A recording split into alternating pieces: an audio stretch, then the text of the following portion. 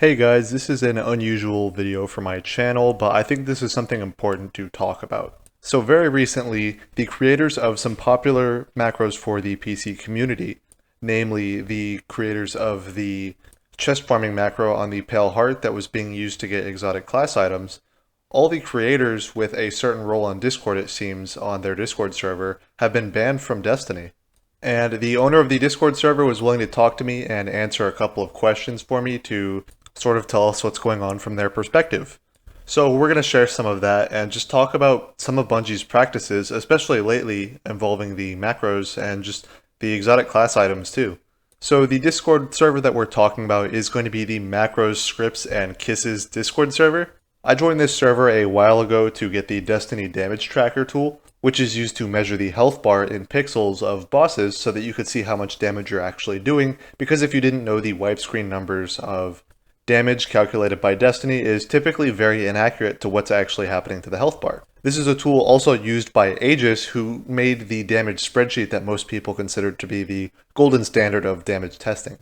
So obviously these bans bring up a lot of questions regarding whether people should be using macros, even macros that aren't hurting anybody. Anyway, let's go ahead and look at what Antra had to say as the owner of the Macro Scripts and Kisses Discord server.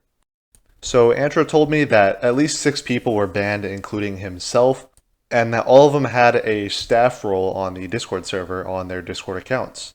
Something he wasn't sure about, though, is how Bungie was able to link these Discord accounts to Destiny accounts, because not all of them had something like their Steam profile attached to their Discord.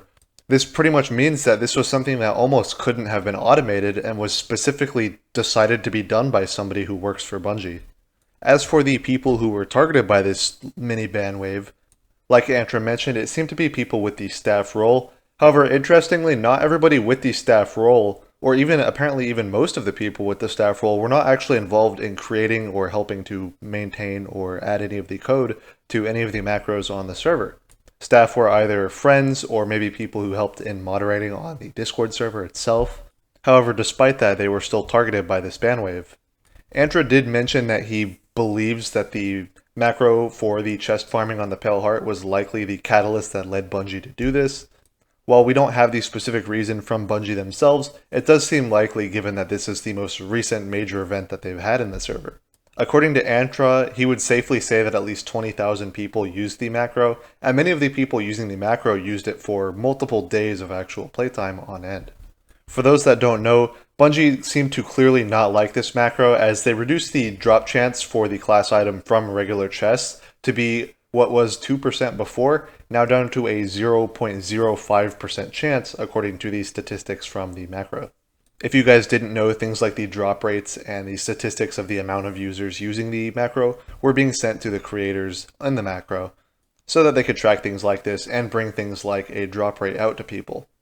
So after destroying the drop rate for the class item, it seems that Bungie has now also decided to ban the people who contributed to creating it, but not even just contributed to creating it, just the staff of the Discord server responsible for distributing it.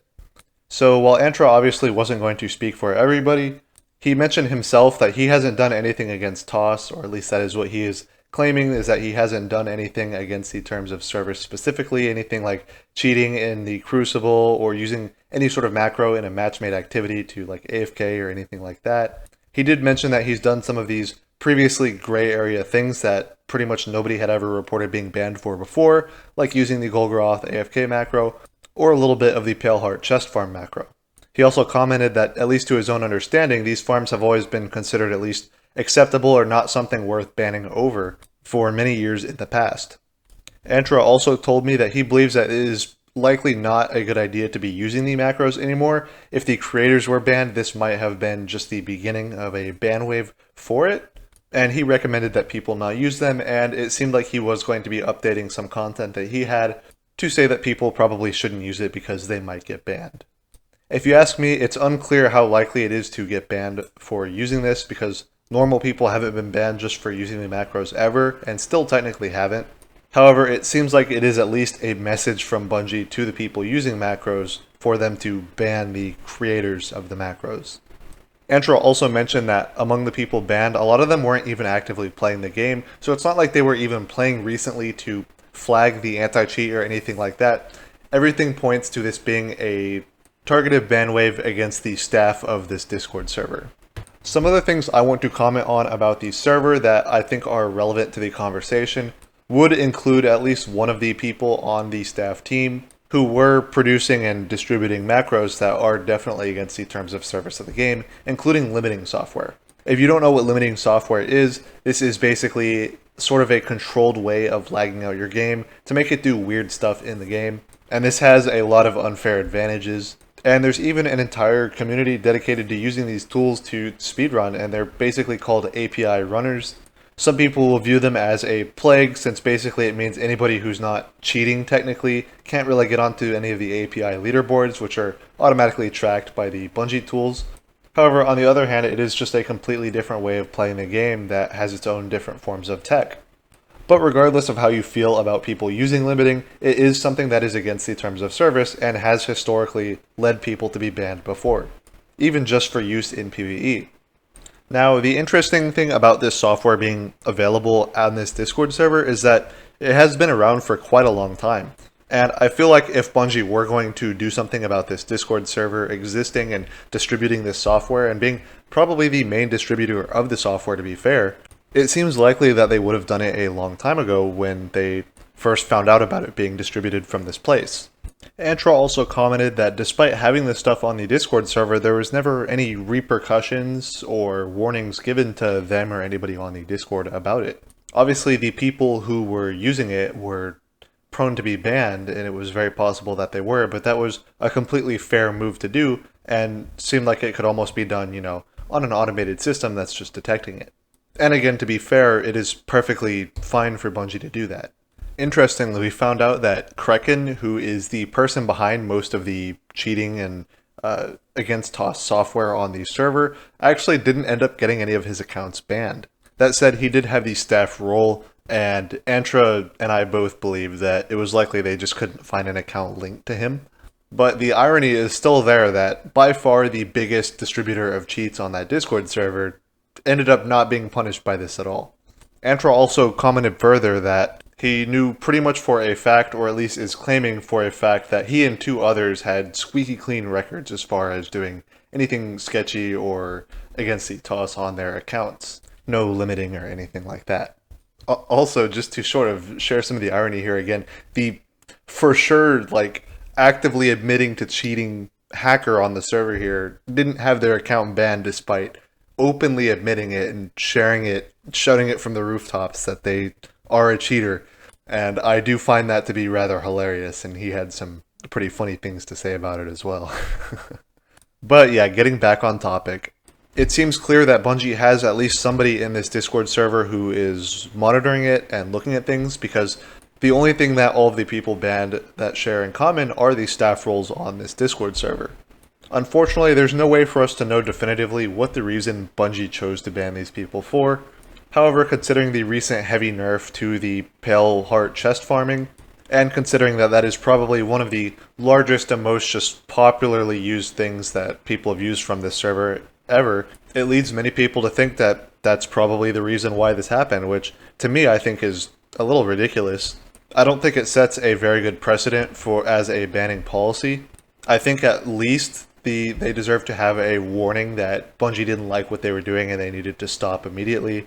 Even if that came in the form of some sort of scary cease and desist formatted letter. And that even could have come in the form of a temporary ban where it was, you were banned temporarily, for a week or so. I think that would have sent the message across without permanently banning a lot of people that a lot of the community appreciate. However, on top of that, I think it also sets a precedence of unfairness in treatment from Bungie as well. We saw pretty recently an example of somebody who was publicly using a VPN while they were playing Destiny 2. I think it was during a solo witness attempts stream. And Bungie actually left a tweet on the tweet that they had said that they were using the VPN on, and actually warned the user that VPNs were against the terms of service, and basically said that, well, they wouldn't be taking any action against him because it wasn't a competition or anything like that, that he could get in trouble for it. So it seems kind of crazy to me that some people are able to get away with warnings for doing things that are undoubtedly against the terms of service, but others are getting seemingly banned out of the blue just for being associated with people who made a popular macro that at best is only a cause of ban because of the extremely ambiguous policy that they have about being able to ban people for pretty much any reason they feel like. Anyway, this is something I definitely want to hear from you guys in the comment. Let me know your thoughts about this. Do you think that these are unjustified bans, or do you think that these were deserved by people who made macros that could be considered cheating? Also, before I leave, I did just want to talk a little bit about the video and myself. I know I normally make informational video about stuff in the game, and that this is definitely unusual for me. However, I thought I would let you guys know that I am actually a journalist as my real-life job, and so it felt very natural to sort of ask these questions from the people involved and actually just get all this information together for you guys. So I'd love to know if you guys want to see more stuff like this, sort of video game journalism, or if you want me to keep doing the content that I normally do. Also, just as a final note, it really seemed like Antrim mostly wanted the innocent people who weren't involved at all, at least to be unbanned because they had nothing to do with whatever Bungie might have felt the need to ban them for. He said that he personally didn't play much Destiny anyway and had mostly moved on in life from playing it. And I do think that's at least the bare minimum Bungie could do, is go back and double check, who was actually involved in doing things that broke the terms of service. Anyway, thank you guys for watching, and I hope to see you guys in the future. Bye-bye.